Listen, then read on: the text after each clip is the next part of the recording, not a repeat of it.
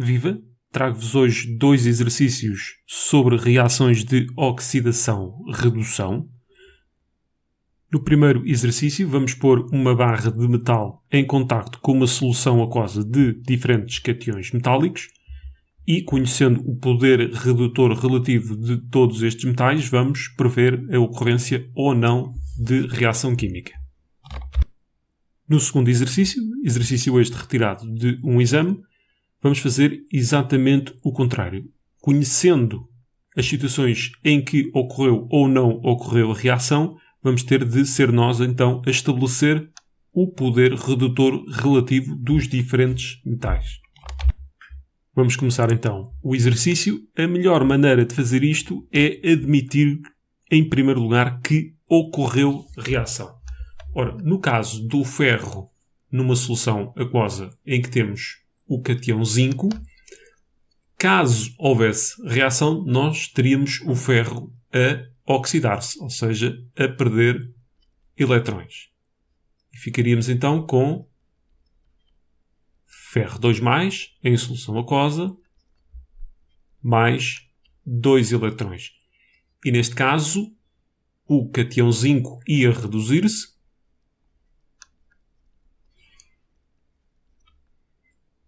ou seja, ganhar eletrões, formando então o zinco metálico.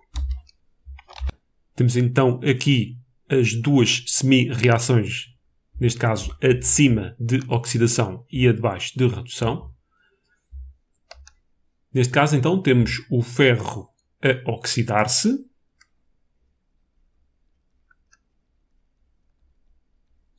e o zinco a reduzir-se. Ou seja, o ferro atua como agente redutor e o zinco como oxidante. Então, para que esta reação fosse possível, o ferro teria de reduzir o zinco. Ou seja, o poder redutor do ferro teria de ser superior ao do zinco. E aquilo que nós verificamos aqui nesta amostra da série eletroquímica é exatamente o contrário. Ou seja, o zinco é que tem capacidade para reduzir o ferro. Logo, neste caso, não vamos ter reação. Vamos então prosseguir para os restantes. Então, de maneira análoga, aquilo que nós concluímos é que, caso haja reação, então aquele que está sólido tem de ter a capacidade de reduzir aquele que está em solução aquosa. Então, neste caso, o zinco tinha de ter a capacidade de reduzir o cobre, que está em solução aquosa.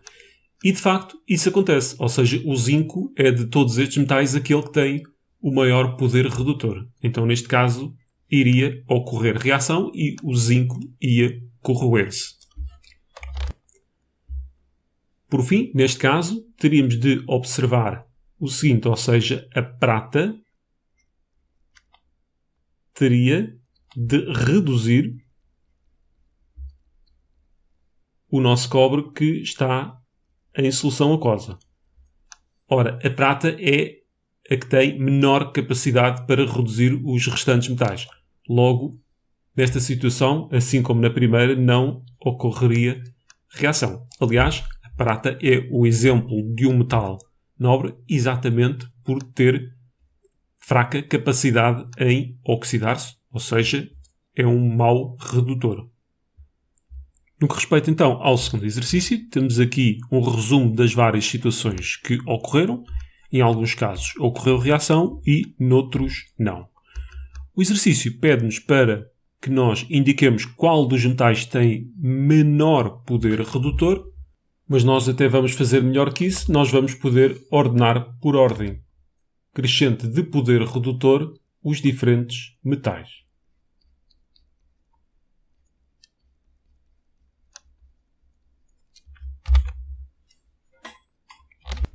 Mais uma vez, aquilo que nos ficou do exercício anterior é que para haver reação, o metal tem de ter maior poder redutor do que aquele que se encontra em solução aquosa. Então, a melhor maneira é ver aquelas situações em que nunca ocorreu reação e aquelas situações em que ocorreu sempre reação.